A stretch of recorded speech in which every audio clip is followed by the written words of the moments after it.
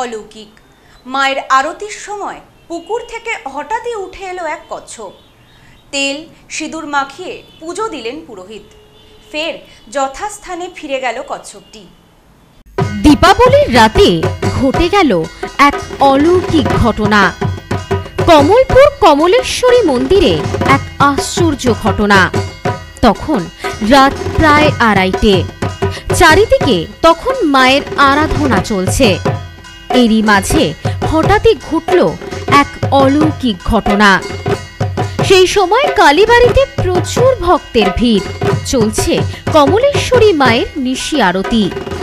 এমন সময় মায়ের মন্দিরের পাশে যে দিঘিটি আছে সেখান থেকে হঠাৎই সিঁড়ি বেয়ে একটি বড় কচ্ছপ উঠে আসে মায়ের মন্দিরের দিকে। হঠাৎই এমন দৃশ্য দেখে আশ্চর্য হয়ে যান মন্দিরে থাকা সকলেই। ভক্তদের মধ্যে কেউ কেউ এমন দৃশ্য দেখে মা কালীর নামে ধ্বনি দিতে থাকে। শঙ্খধ্বনি, উলুধ্বনি দিতে থাকেন অনেকেই। এরপর মন্দিরের পুরোহিত এসে কচ্ছপটিকে স্নান করিয়ে সিঁদুর পরায় এবং পূজার্চনা করে। আশ্চর্যভাবে তখন সে শান্ত, যেন মা নিজে এসে নিজের পুজো নিচ্ছে বলে দাবি করেন অনেক ভক্ত। এরপর পুজো শেষে সে আবার পূর্বস্থান অর্থাৎ কালীবাড়ির দিঘিতে চলে যায়। সকলে বিশ্বাস করেন কমলেশ্বরী দেবী খুবই জাগ্রত। এই মন্দিরে এর আগেও অনেক অলৌকিক ঘটনা ঘটেছে।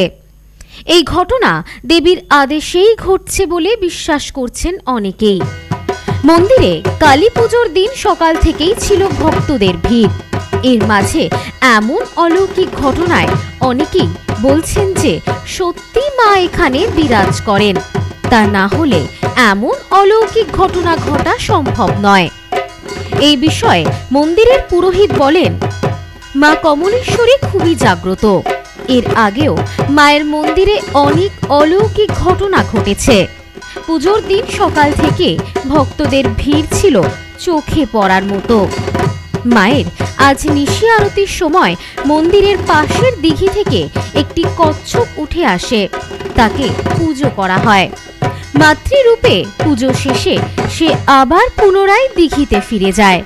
আজকে প্রচন্ড ভিড় হয়েছে, প্রচন্ড ভিড় হয়েছে।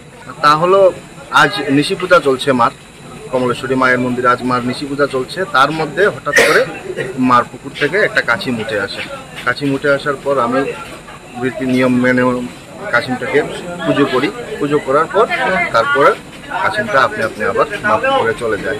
এই ধরনের ঘটনা আরও ঘটেছে। ঠিক কাছিম মার কাছে প্রায়ই আসে, তার মধ্যে কিন্তু আজকের দিনটা তো খুব এটা মার দয়া অলৌকিকভাবে নিচ্ছি। আমি খুব মানে ধন্য। আমি মনে করছি যে মা খুব প্রসন্ন হয়েছেন, মা দর্শন দিয়েছেন। মা কমলেশ্বরী সমস্ত কমলপুরবাসীর মঙ্গল চান, ভালো চান, এই জন্যই মা এসেছেন, এই রূপেই এসেছেন, আমি এটা মনে করছি। Bureau report, news স্নোম্যান্স land, Tripura.